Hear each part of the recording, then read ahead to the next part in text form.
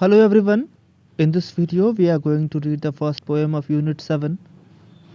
The poem is titled Take Time. मतलब कि हमें समय लेना चाहिए. Every place on this earth has its own beauty. इस अर्थ पे जितने भी प्लेसेस हैं उन सभी की अपनी एक अलग सुंदरता है, एक अपनी एक अलग खासियत है.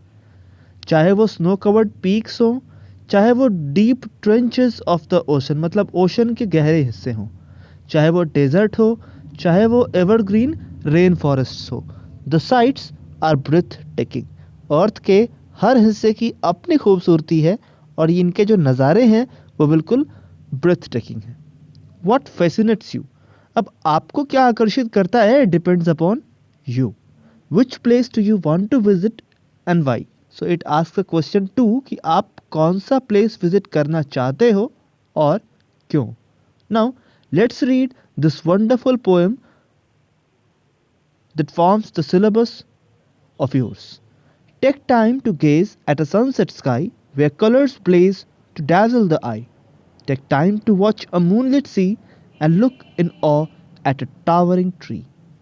Now, in the first stanza, which is a quatrain of 4 lines, the rhyme scheme being sky and I, A, A, B, B. So if we look at the rhyme scheme or the rhyming pattern, it's A, A, B, B and the first stanza is a quatrain. अब यहाँ कह रहा है कि take time to gaze at a sunset sky मतलब कि हमें समय लेकर देखना चाहिए उस खूबसूरती को जो कि स्काई में बिखरा होता है सनसेट के वक्त, सूर्यास्त के वक्त. Where colors blaze to dazzle the eye, जहाँ पे कलर बिखरे पड़े होते हैं और जो आंखों को चौंधियाते हैं. Take time to watch a moonlit sea. और साथ में हमें ये भी कह रहा है कि हमें समय लेना चाहिए एक मूनलिट सी को देखने के लिए. एक मूनलिट, एक चांदनी रात में जो समुद्र की जो खूबसूरती होती है उसे देखने के लिए कह रहा है. And it also asks us to look in awe at a towering tree. हमें ऊंचे ऊंचे पेड़ की खूबसूरती को भी देखना चाहिए. So you can see that the alliterations are used frequently like towering tree, take time, then take time has been repeated, so it's repetition also. And then moving on to second stanza, we see that take time to look in the heart of a flower. The poet tells us कि हमें एक flower की खूबसूरती को भी निहारने के लिए समय चाहिए होता है.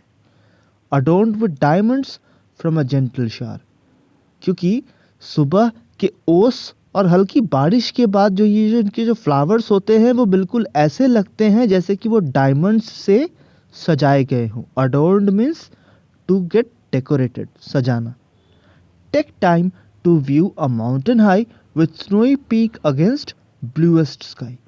साथ ही पोएट हमें ये भी बोलता है कि हमें एक माउंटेन, एक ऊंचे माउंटेन की खूबसूरती को देखने के लिए भी समय देना चाहिए जहाँ पर कि इसके जो स्नोई पीक होते हैं वो ब्लूएस्ट स्काई को बिल्कुल टच कर रहे होते हैं.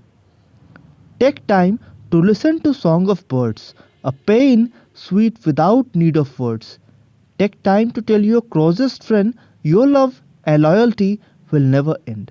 अब पोएट हमें थर्ड स्टैंजा में ये कह रहा है कि हमें बर्ड्स के सॉन्ग को सुनना चाहिए, उसे अप्रिशिएट करना चाहिए. A pen sweet without need of words. हमें इनको अप्रिशिएट करना चाहिए. इनको अप्रिशिएट करने के लिए हमें गीत गाते रहने चाहिए. साथ में ये हमें ये भी कह रहा है कि हमें अपने क्लोजेस्ट फ्रेंड को ये बताने में देर नहीं करनी चाहिए कि जो हमारा लव और जो हमारा विश्वास उसके प्रति है वो कभी खत्म नहीं होगा.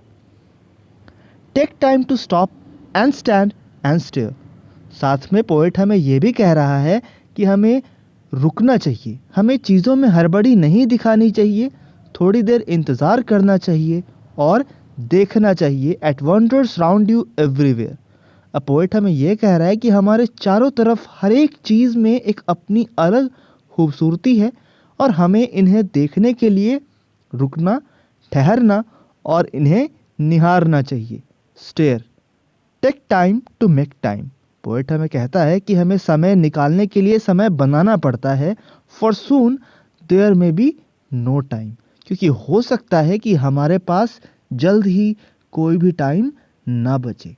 Means in this poem the narrator or the poet tells us that we should try to take out as much as time to see the beauty of the nature, because only or merely gaining material wealth should not be the real motto of our life. We should think about the beauty of the nature, the various aspects and the different things that we can learn from the nature is the sole motto of this poem. So that's all for this video. We will meet again in next class. Till then, thanks and goodbye.